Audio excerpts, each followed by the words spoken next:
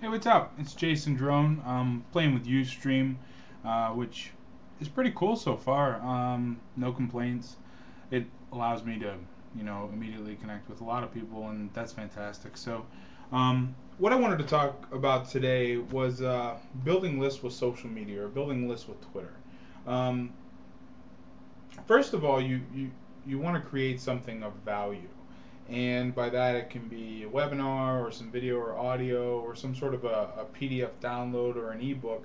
Um, Once you create something of value, you can build um, email newsletter type subscription things around it. If you use aweber.com, Aweber it's an auto responding software that will allow somebody to sign up for something and then be emailed an attachment, basically. So the first step is to create something of value. Now, if it's a free report or some sort of a video, you're not going to want to give anything away that you can't sell otherwise.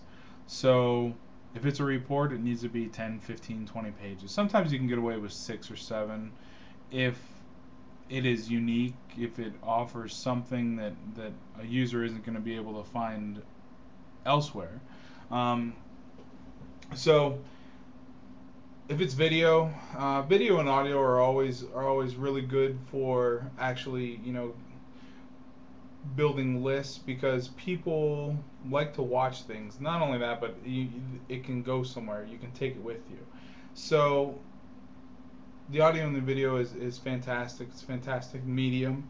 Um, but what you in order to build lists with Twitter, you want to have a good Twitter page. Obviously, you want it to be not necessarily professionally designed, but it needs to look good. It needs to look professional. The link that's in Twitter, make sure you send it to your business site, or your main blog, or ideally send it to a landing page somewhere that somebody can, kind of get an idea of who you are and what you are. But they can also sign up for an ebook or a video or audio or something. That way, you can extend the conversation. People aren't going to sign up for stuff unless they know you, and if they're just following you for the first time and clicking over to your website, then they don't really have a they don't really have a good idea of who you are. Make sure you have some personal information in there. That way they can kind of tell what you're all about. Um, once they actually get on that landing page, and you have like an Aweber sign up form or some sort of a contact form that they can get in touch with you for more information for services or products or whatever.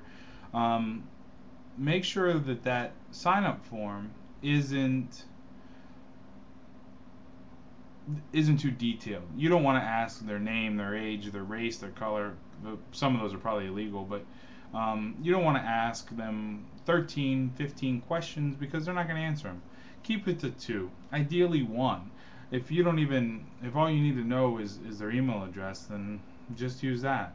I always have your name in there because Aweber has some nice tools for um, adding the name into the subject and stuff, which is nice. Other than that, though, so all it is they go in, they type their name, their email address, they hit submit, they get a confirmation email or an opt-in email. Once they opt in, then they get the download or the location of where the material actually is, so that they can download it or look at it or watch it or read it or whatever. Um, so other than that, then you want to make sure that you track and monitor your leads. So what I do is in Outlook or Thunderbird, I always have uh,